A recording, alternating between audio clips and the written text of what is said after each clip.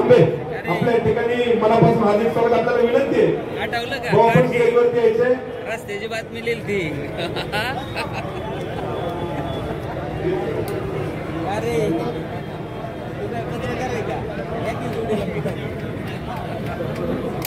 वेगळं बसा.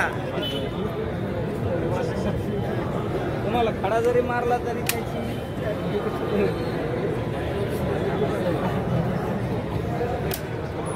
या ठिकाणी मार्केट कमिटीचे माजी सभापती शिवाजीप्पा वाघोले आपल्या ठिकाणी हार्दिक स्वागत.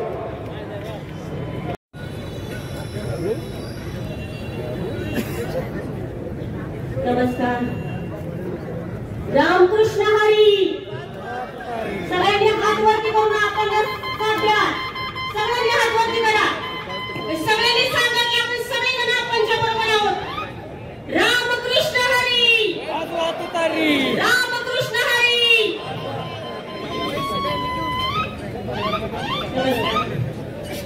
शरदचंद्रजी पवार साहेब गटाचे पक्षाच्या वतीनं अधिकृत उमेदवार आदरणीय रमेश आप्पा थोरात यांच्या प्रचारानिमित्त आपण आज सर्वजण उपस्थित राहिला आणि केडगावचे सगळे नागरिक सगळ्यात मोठ्या संख्येने आज बाजार असताना पण उपस्थित राहिले. बरेचसे लोक आज तिकडे उभे राहिले. बऱ्याच जणांना बसण्यासाठी पण जागा नाहीये. त्यांची आम्ही दिलगिरी व्यक्त करतो आणि आज एवढ्या मोठ्या संख्येने आपण सर्वजण उपस्थित राहिला त्याबद्दल सगळ्यांचे हार्दिक असे स्वागत करतो. बऱ्याच दिवसापासून हा संघर्ष चाललेला आहे. आम्ही 12 उमेदवारांनी आज रमेश आप्पांना पाठिंबा दिला. कारण रमेश आप्पा एक चांगले नेतृत्व तालुक्याचं आहे आणि खरा विकास जर कोणी करू शकतो तो फक्त आप्पा करू शकतात. हे सगळं आम्ही ओळखून घेतलं आणि म्हणून आम्ही सगळ्यांनी मोठ्या दिलाने आज आप्पांना साथ दिलेली आहे आणि निश्चितच आम्हाला याचा अभिमान आहे की रमेश आप्पा थोरात सारख्या माणसाला आम्ही साथ दिली आहे. दुसरं असं पाराभाऊ भांडारात बोलले का थोरात नावाचे लोक कोणी नकोत. पण मला काय म्हणायचं आहे आपण इथं सगळ्यांना माहिती आहे ना की तालुक्यामधला एकच आवाज आहे फक्त रमेश आप्पा थोरात. दुसरा आवाजच नाही कोणाचा. आणि 20 तारखेला रमेश आप्पा थोरात यांचं 3 नंबरचं बटन आहे. 3 नंबरचं बटन सोडून आपल्याला कुठंच बघायचं नाही. नजरच जाऊन द्यायची नाही. 3 नंबरच्या बटनला रमेश आप्पा थोरात यांच्या समोरचं बटन दाबून आपल्याला आपण भरघोस मतांनी विधानसभेत पाठवायचे, मुंबईला पाठवायचे. लोकसभेला आपण सगळ्यांनी खूप चांगली साथ दिली. आदरणीय खासदार या विभागाच्या सुप्रियाताई सुळे यांना 26,532 लीड आपण सगळ्यांनी दिलं. त्याबद्दल मी सगळ्यांचं स्वागत करते आणि अभिनंदन मानते. आणि त्याच पद्धतीने आपण तालुक्यातनं माझ्या अशा अपेक्षा आता किती लीड देणार आपण? आवाज नाही आला मला. डबल लीड ना? 40,000 50,000 देऊ का? 50,000चं आता आपल्या केळगाव मधनं किती देणार? बघा आप्पा 50,000चं लीड तालुक्यातून मिळणार आहे आणि केळगाव 3,000चं ना. केळगाव मधनं 3,000चं लीड मिळणार आहे. लोकसभेला सुद्धा प्रत्येक गावातनं आणि प्रत्येक वॉर्ड मधनं लीड होतं तुतारीला. तुतारी हे नवीन चिन्ह होतं. साहेबांच्या पुढे खूप मोठा गहन प्रश्न पडला होता. आज घड्याळ आपलं तिकडे गेलं होतं. तरी पण नवीन चिन्ह असताना सुद्धा लोकसभेला 9 खासदार आपले निवडून आले महाराष्ट्रामधनं. त्याच पद्धतीनं महाराष्ट्रातनं विधानसभेला सुद्धा जास्तीत जास्त लोक निवडून येणार आहे. दुसरी गोष्ट मला अशी सांगायची वाटते की लाडकी बहीण योजना. लाडकी बहीण योजनेचा आज लाडकी बहीण योजना ही किती म्हणजे त्यांनी फक्त निवडणुकीच्या वेळेस काढलेली निवडून जाईल. ती काय शेवटपर्यंत जाणार आहे का? आता आमच्या लाडक्या बहिणी आहेत तिथं. आम्हाला माहिती आहे की आम्हाला पैसे किती महिने मिळणार आहेत. आता ते कोल्हापूरचे खासदार धनंजय महाडिक यांनी काय व्यक्त केलं तुम्हाला माहिती का? कोणाला काय बोलले? कोल्हापूरचे खासदार धनंजय महाडिक हे असे बोलले की काँग्रेसच्या ज्या महिला बाहेर जात आहेत त्या काँग्रेसच्या महिलांचे फोटो काढा आणि मला आणून द्या. मग मी त्या महिलांचे पैसे रद्द करतो. आपण तुम्ही स्वतःचे पैसे देताय का आमच्या हक्काचे पैसे तुम्ही देताय? आमचा शेतकरी बिचारा कष्ट करतोय. शेतकऱ्याला तुम्ही 10,000वर 1,800 रुपये टॅक्स लावताय. 18% तुम्ही जीएसटी आमचा घेताय. महिला वर्गांना तुम्ही कुठल्या योजना दिल्या नाही. युवक वर्गांना कुठले कामाला हाताला काम नाही. महिलांवर अत्याचार होत आहे. या अशा पद्धतीने आज समाजामध्ये चाललंय काय की आज तुम्ही आमच्या हक्काचे पैसे तुम्हीच आमच्याकडनं घेताय. आपला शेतकरी वर्गाचा जो टॅक्स लावतात किंवा जो कर लावतात आपल्याला 18%, तो पैसे तुम्ही आमच्याकडनं घेतात आणि आम्हाला त्याच्यातनं 1500 रुपये देतात. म्हणजे अशी गोष्ट आहे. तर आम्हाला तुमचे पैसे नको आता 1500 रुपये. कारण आता आमचं महाविकास आघाडीचं सरकार महाराष्ट्रात येणार आहे आणि महाविकास आघाडीचं सरकार आम्हाला 3000 रुपये देणार आहे. त्यामुळे आम्हाला तुमची भीक नको आता महिलांना. आम्ही आम्हाला या महिन्यात पैसे घेऊन देणार आहे त्यांना. कारण आम्हाला 3000 रुपये आपणच्या माध्यमातून आम्हाला मिळणार आहे, साहेबांच्या माध्यमातून मिळणार आहे, महाविकास आघाडीच्या माध्यमातून मिळणार आहे. अहो तुम्ही काय बोलताय कोणाला? साहेबांवर तुम्ही वक्तव्य करताय. काय बोलले सदा बोखोर? कशा पद्धतीने बोलले ते? आम्ही त्याचा निषेध सगळ्या मंडळीने आम्ही निषेध यवतला केला. त्या निषेध मध्ये आम्ही क्लिअरली हे केलं की तुम्ही फक्त दौंड तालुक्याच्या बाजूनीच फिरून दाखवा. तुम्ही चेहऱ्यावर जी साहेबांवर तक्रार केली ना, तुमच्या चेहऱ्याचा नकाशा आम्हीच महिला बदलणार आहे. तुम्हाला ओळखायलाच येणार नाही तुमचा चेहरा कसा केला ते. अहो तुमची हिंमत कशी होती? जानदार राजे आहेत साहेब. आज महाराष्ट्राचा जानदार राजा साहेब म्हणून बघितलं जातं.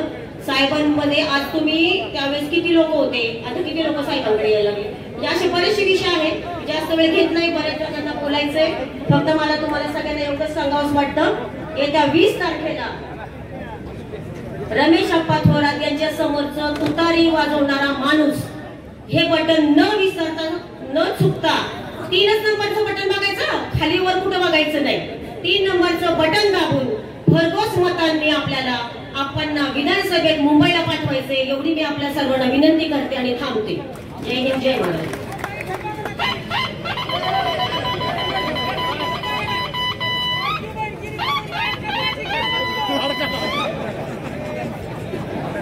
एकही समाज उरलेला नाही. त्यात मातंग समाज देखील भरडला गेला. मातंग समाजाच्या मतदार बंधू भगिनींना मला या ठिकाणी विनंती करायची आहे. भाजप सरकार हे नुसतं महापुरुषांच्या वल्गना करताय, परंतु प्रत्यक्षात कुठं बाबासाहेबांचं हिंदू मिल मधलं जे स्मारक आहे, गेल्या अनेक वर्ष 10 वर्षात त्यांनी नुसत्या थापा मारल्या, परंतु तिथं या ठिकाणी बादशाहबाई आलेले आहेत, त्यांचं स्वागत आहे, त्यांनी स्टेजवर यायचंय. तर हिंदू मिल मध्ये जाहीर केलं बाबासाहेबांचं भव्य असं स्मारक होईल, परंतु ते झालेलं नाही. लोकशाहीर अण्णाभाऊ साठेंचं मुंबईमध्ये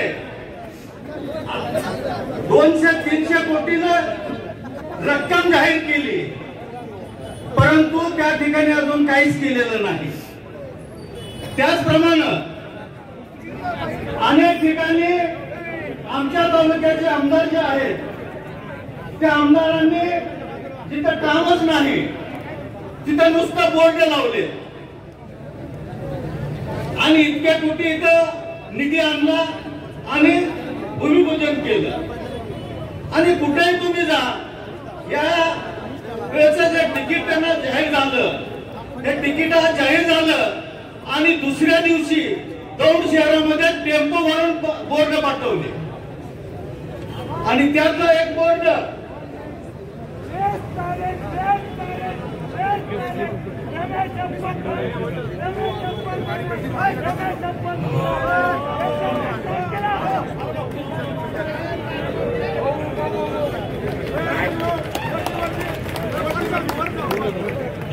या उमेदवाराला, तालुक्याच्या विद्यमान आमदाराला भाजपने तिकीट जाहीर केलं आणि 10 वर्षात दौंड शहरामध्ये आपण पाहिलं असेल, लोकशाहीर अण्णाभाऊ साठे उद्यान आहे, त्या उद्यानात कोट्यावधी रुपये भाजपचे आमदार आणि त्यांच्या मित्र पक्षाची सत्ता गेली 10 वर्षांना दौंड नगरपालिकेवर कोट्यावधी रुपये काढले आणि त्यांनी खाल्ले ते पैसे. त्या उद्यानामध्ये आज जर तुम्ही गेला तर त्याची स्मशानभूमी सारखी अवस्था आहे. काय नाही, काँग्रेसचं गवत तुम्हाला दिसेल, तिथं कुठल्याही प्रकारचा विकास झालेला नाही आणि तिकीट जाहीर झाल्यानंतर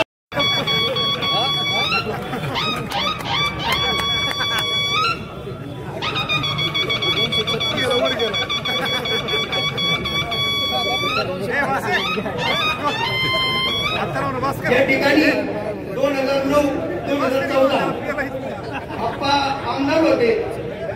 पहिल्यांदा सिमेंटचा रस्ता केळगाव मध्ये जर कुणी आणला असेल तर आदरणीय आप्पांनी आणला. आणि